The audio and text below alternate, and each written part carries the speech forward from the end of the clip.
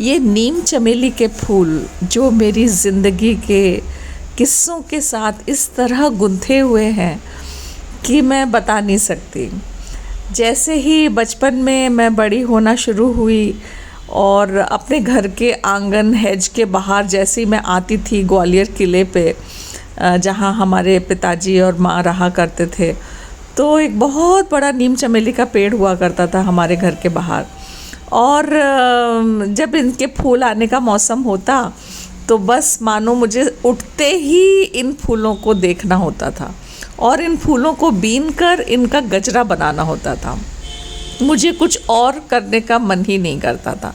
रोज़ का एक कार्यक्रम फिट होता था कि सुबह उठते ही आंखें मलते हुए मुझे बाहर आना है और वो जो चांदनी नीचे बिछी होती थी फूलों की, उनमें से मुझे खिले खिले फूल और कलियां बीननी हैं और उनको उठा उठा के मुझे अपनी फ्रॉक की झोली में डाल के और अंदर ला के मुझे उनसे गजरा बनाना है। तो आज भी मैं जब इन नीम चमेली के फूलों को देखती हूँ तो मुझे ग्वालियर के किले की याद आ जाती है जहाँ मेरा बचपन गुजरा। और सिंधिया स्कूल कैंपस जिस पे मैं पढ़ी उसमें तो बहुत सारे ही नीम चमेली के पेड़ थे बड़े बड़े, और हर घर के बाहर शायद नीम चमेली का पेड़ हुआ करता था।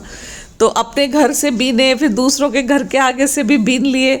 तो बड़ा ही सुंदर यादें मेरी हमेशा नीम चमेली के फूलों से के साथ लगी रही। और जब भी मैं इनको देखती हूँ, एक बार मैंने बैंगलोर गई थी, वहाँ पे भी मैंने नीम चमेली का पेड़ देखा तो मैं अपने आप को रोक नहीं पाई।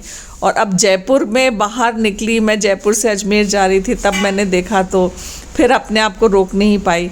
पता नहीं क्या कशिश है इन नीम चमेली के फूलों में कि मैं एकदम भाव विह्वल हो जाती हूँ और अपने आप को सिवाय नीम चमेली के फूलों के और किसी सोच में नहीं डाल पाती। और बस वही मुझे लगता है कैसे मैं इन नीम चमेली के फूलों को बटोरूं और कैसे वापस से इनका गजरा बनाऊं। तो इस बार भी एक कठिन समस्या थी कैसे मैं इन तक पहुंचूं, क्योंकि ये बहुत दूर सड़क के पार थे। पर जैसे तैसे करके अपने पति को मना के वहाँ गाड़ी रुकवा के मैंने ये नीम चमेली के फूल बीन ही लिए और बीन के इनको घर ले ही आई और गजरा बना भी लिया।